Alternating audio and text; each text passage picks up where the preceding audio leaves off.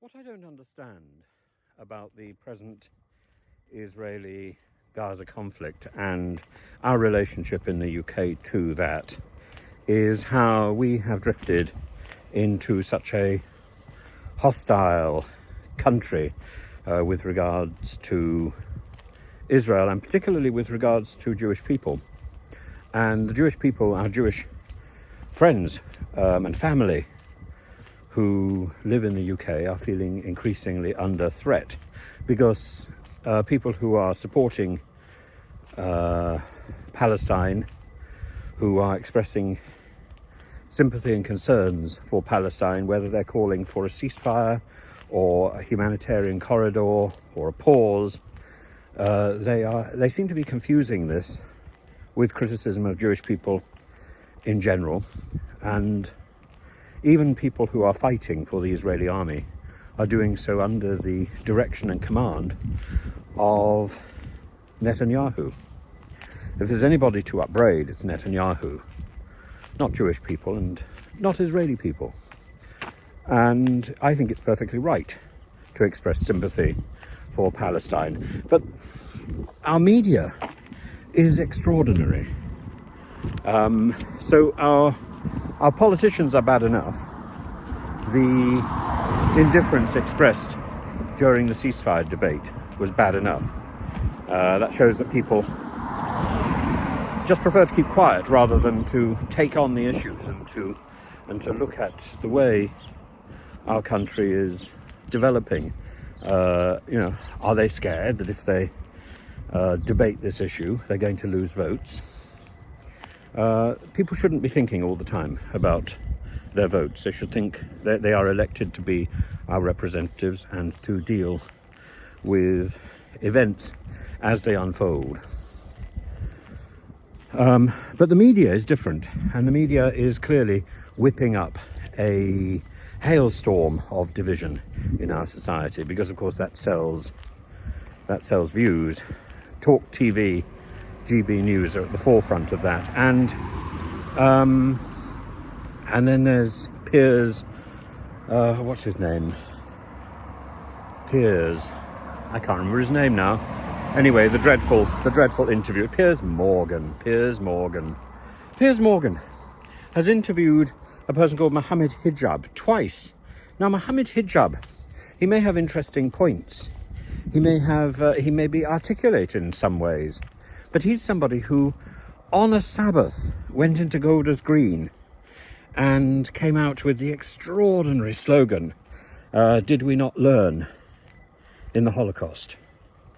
I can't think of anything that is more anti-Semitic and so calculated to provoke and to cause offence. And I also think it's borderline criminal.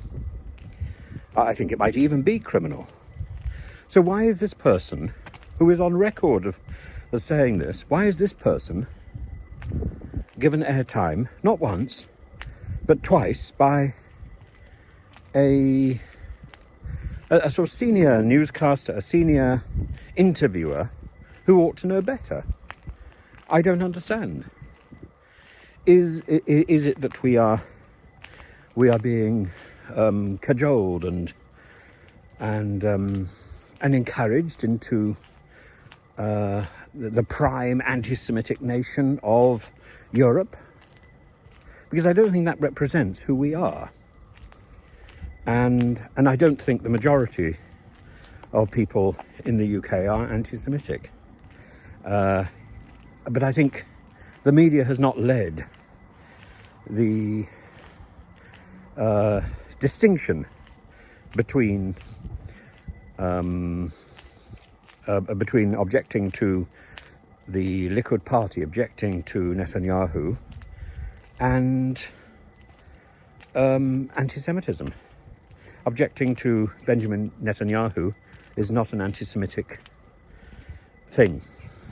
Objecting to the siege of Gaza is not necessarily anti-Semitic, though Israel has a right to self-defense. Objecting to the current war in Gaza is not necessarily anti-Semitic, though I think calling for a ceasefire is pointless. and simply shores up the defiance of Netanyahu. With any normal individual, I think calling for a ceasefire would be probably a good thing. But yet at the same time, you see, what is the end game here? The end game, Netanyahu says, is the eradication of Hamas. That is not possible with a guerrilla warfare. Guerrilla warfare is about running with the people, about embedding oneself in the people, about ditching the guns and the weapons and taking up the shovel and the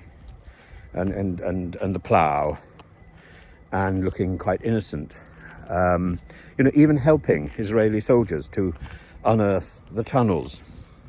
That is guerrilla warfare. I don't see how a state like Israel can eradicate Hamas in the way that it's doing.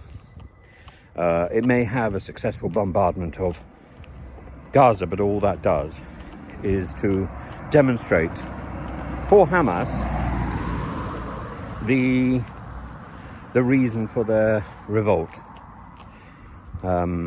Sadly, I don't see how Netanyahu's response is right. I haven't seen how it was right from the beginning. Calling a ceasefire now is to capitulate to Hamas, but in a way, calling a ceasefire at any point is to capitulate to Hamas. The military operation by a single nation into the Gaza Strip was a mistake from the beginning. Having made that mistake, we have to deal with reality, not with what we hope would be the situation. And Netanyahu has his own perverse reasons for wanting to be a military commander, precisely because, number one, he's got to think of the role his brother played in military command. He's got to think of, number two, his political future, because his political future is in serious doubt. Not only is he likely to lose political power, but he could easily find himself in prison. And a military victory on any terms would be a serious challenge to the naysayers who surround him in Israel. It's a difficult call. What can we do? Well, the first thing that we can do is very simple. The first thing that we can do is get our own house in order and make it abundantly clear that challenging Netanyahu is not anti-Semitic. That there is a distinction to be made between criticizing the administration of Israel and criticizing Jewish people, and standing in Golders Green talking about the Holocaust in a derisory fashion is anti-Semitic. And anyone who does that should not be invited on news broadcasts by Piers Morgan or by anybody else. We need to silence these voices. At the same time, I think we need to get the voices of debate on the media rather than the sloganizers. Slogans aren't going to get us anywhere. Debate might. And we need the Prime Minister and his people to more actively put forward a clear pathway towards peace.